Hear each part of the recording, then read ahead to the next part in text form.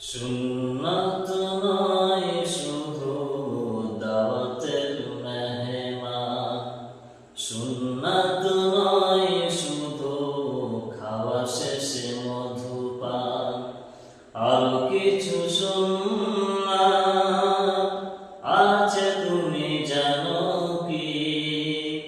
জানলেও জীবনে কখনো তা মানো কি? সুন্নাত